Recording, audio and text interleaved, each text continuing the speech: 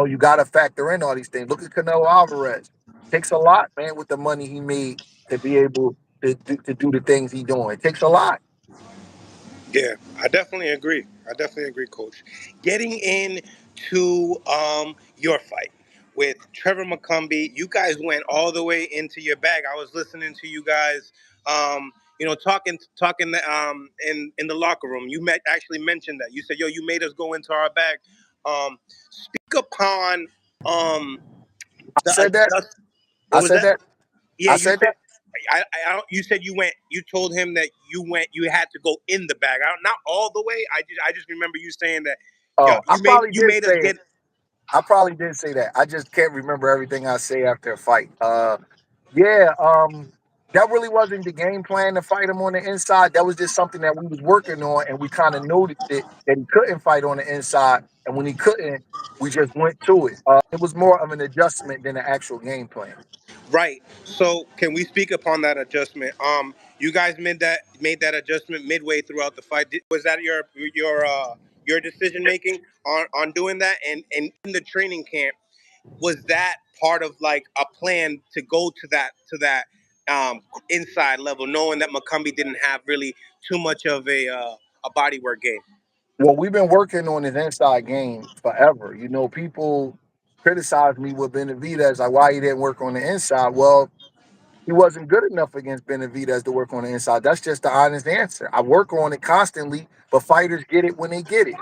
It's something that you got to cultivate, something that you just got to keep working on. It's not like something you can just snap your fingers and say, okay, I'm going to turn Caleb Plant into Roberto Duran. It doesn't work that way. So we worked on it. We worked on it a lot. It just didn't show up as much against Benavidez because that was my second fight with him, and Benavidez is a killer. Uh, so at a certain point, you do what you do best. But we've been working on it. We worked on it in camp. I noticed that McCumbee didn't fight a lot on the inside, but I thought Caleb could outbox him. On the When outside? Yes, but when McCumbee was throwing those wild, crazy hard punches, and Caleb was on the end of them, and I seen her in exchange, maybe the fourth or fifth round. I can't remember exactly what round, but I seen an exchange, and I seen that when Caleb got close to him, he just kind of just shell up, and I'm like, yo, he can't fight on the inside. And then I don't know what you're hearing because I'm obviously after the fight. But I said I'm gonna ask you to do something that's not gonna be comfortable for you, but I need for you to do it. I need for you to stay close to this motherfucker. I need you to work on the inside, turn into an animal. Don't pull out and don't be on the end of nothing. Cause that kid was punching, bro. That kid hit hard. He Heavy was hitting handed. real hard. And he did it, man. I'm proud of him because that's not easy. And it's not so much that the inside fighting is so hard. It's hard for a guy that don't fight on the inside. You know Yeah. what I'm saying? It's one thing to like that showed up in a real fight. It's easy to practice it when nothing is hitting you back and we on the pad. It's something different to show up in a real fight with no headgear and small gloves on against a puncher. So I was very impressed. Very impressed. I was very impressed as well the way you guys took it there. I mean, is it? I know obviously you trained J Rock. J Rock got some great body work. I mean, I'm pretty sure you had a lot to do with that as well. But was there something that in the training camp that you guys specifically worked on that? Yeah, we work on inside work all the time. Sometimes in sparring, I'll say, yo, this round right here, take the guy on the inside. Ball him on the inside. Like we go over it over and over again, but I'm not gonna act like that was like the A game plan and we was like planning on taking him to the inside. I honestly thought Caleb would be able to outbox him on the outside. But those punches, sometimes when the punches is coming hard like that, and a guy needs a head of steam to punch, which Trevor does, it's easier to smother the power than it is to go away from it. Correct. Smudge that work. Make sure it doesn't come in as hard. Yes. Sometimes, but that's scary for people because people usually run away from You need hard to be punches. relaxed, Yeah, but you got to be very, very relaxed. You got to be very confident. You got to be a dog. You got to be a dog to go to power. and he And showed that. Caleb a dog. You know what I mean? People like to say he don't have this and he don't have that, but I'm telling you, that kid got a lot of heart, man. He just he just act differently. He's a white kid from Nashville. You know what I mean? And He's a family guy, so he kind of get the little stigma of not really having no heart because he like to box. But I've seen him dig down. He can dig down. If you had to grade that performance for you and Caleb amongst some of the other ones that you've had, what would you say? I give him an A-. Okay, why the minus, Coach? You just need room for improvement, or what? He still made a few mistakes pulling out on the guy. Okay. You know what I mean? He was getting hit with some big stuff, and he played around a little bit, and I didn't really like that. And a Yep, I couple of heard him say spots, that. huh? I heard him saying that you and his pops were saying stop effing around. You know what I mean? Yeah, that dude was throwing heat, man. You know what I'm saying? He was throwing a lot of heat. I'm like, you could do all the fancy stuff after the fight. Get his ass out of here, bro. He was throwing. That boy could punch, man. You know, explosive guy like that only take one shot to turn your lights out. You know, so I didn't like that, and I didn't like him pulling out. But man, I'm very proud that he went. He went there with that dude. You see them body shots, bro? It take a lot, man, to go get a puncher like that and start hitting them to the body and Yeah, I start heard you saying you start heard stepping him. to. You heard him. Ain't like them body shots, man. A lot of big, strong guys like that don't like body shots, bro. But people, they don't want to go there because there's so much power.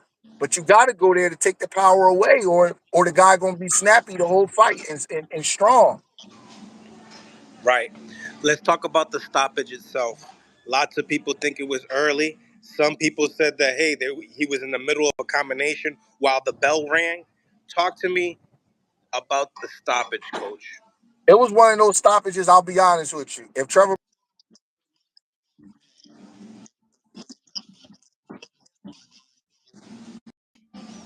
you know what I mean, I've been on the both sides of that. I was at a stoppage where they stopped Julian Williams versus Carlos Adames, and that was bullshit. I was mad. So listen, uh, wish the stoppage could have been more conclusive, but I want people to realize he was going down. If you watch closely, he was dropping to the rope. He was going down. He was about to go outside the ring. He was going down. But they could have let it go probably a little bit further. Taylor would have stopped him in the next round. No, we was getting stronger, bro. They was getting stronger, and in all honesty, Trevor But started things were taking the working boot. for y'all. That's what it was, and he was slowing down.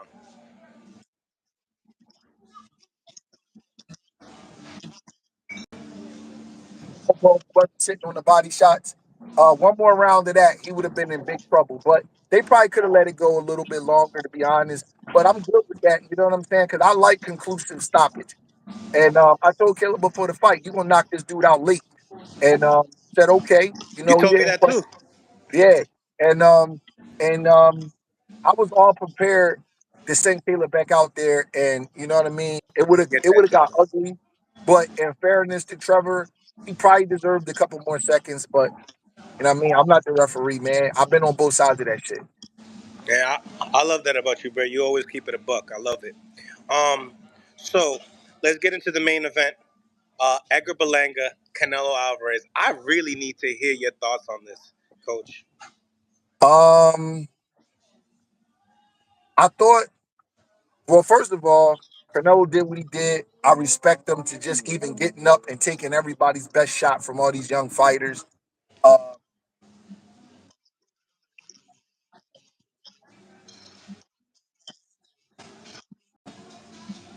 I think Berlanga did good. Those coaches, man, I don't know them. They look like they twins though, but they did good, man. They got him in good shape.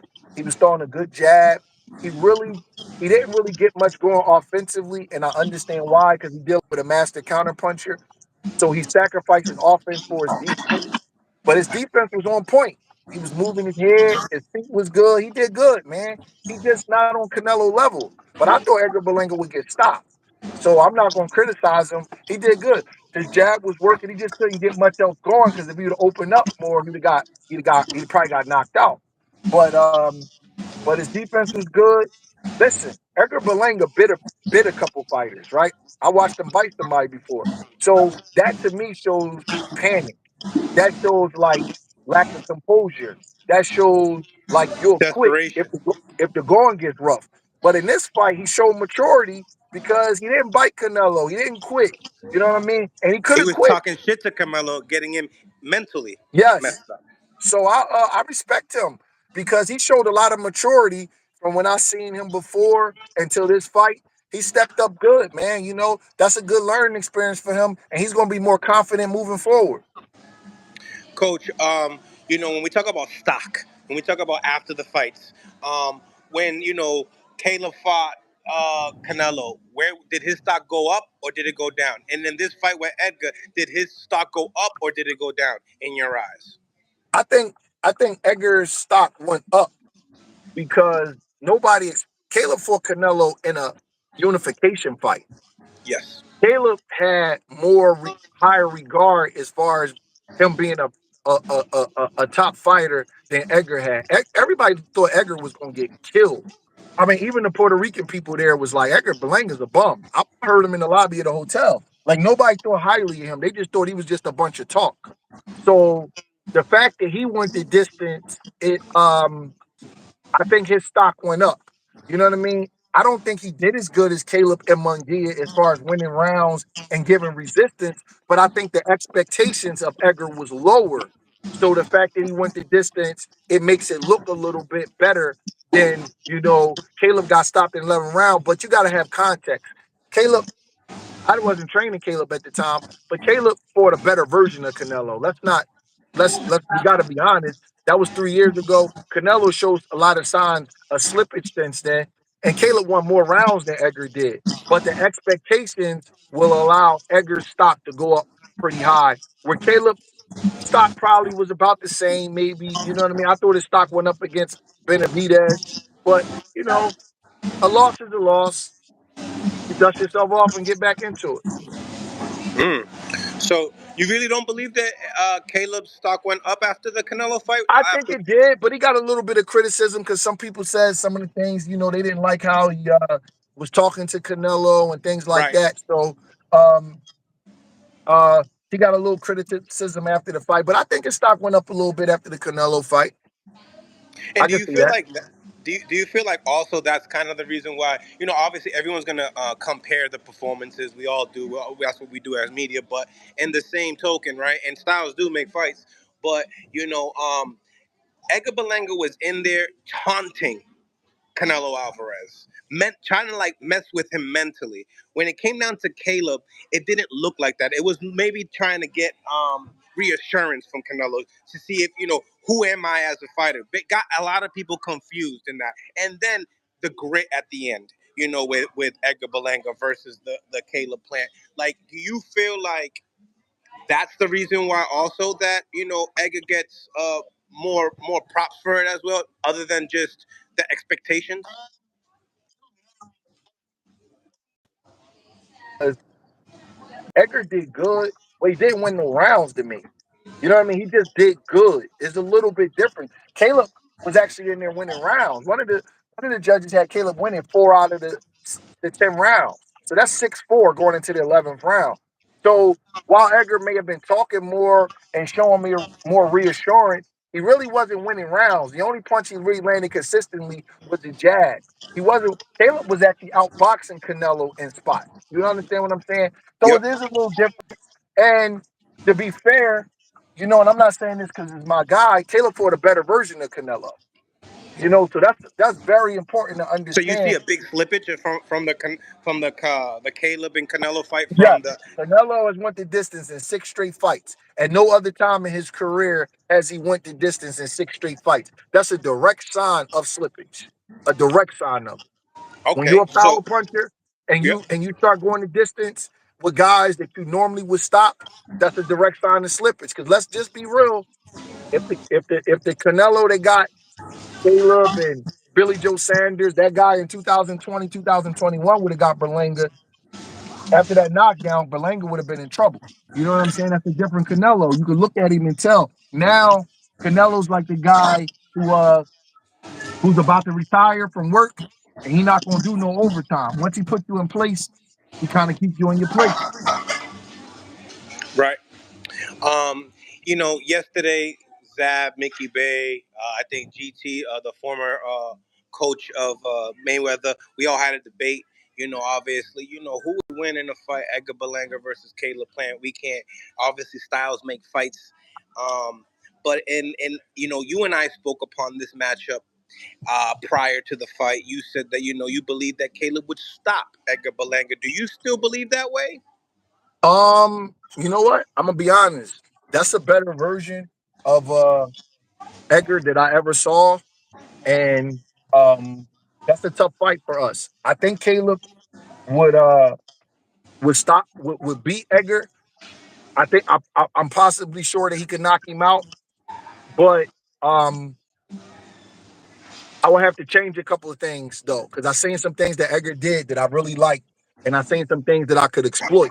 So I'll have to be on my game because Edgar got better. He improved. I'll give him credit for he improved. I still think Caleb can beat him. I still think Caleb will knock him out, but we would have to go all the way there, bro. He's an improved fighter. I like that, man. You keeping it 100. I love this. And in the same time, right? We look at this fight with those two. Do you feel like that happens 2025? I don't know, bro. I don't know. I heard that it's a possibility, but Edgar want the guys at the IBF. You know, they fighting for a vacant IBF title pretty soon.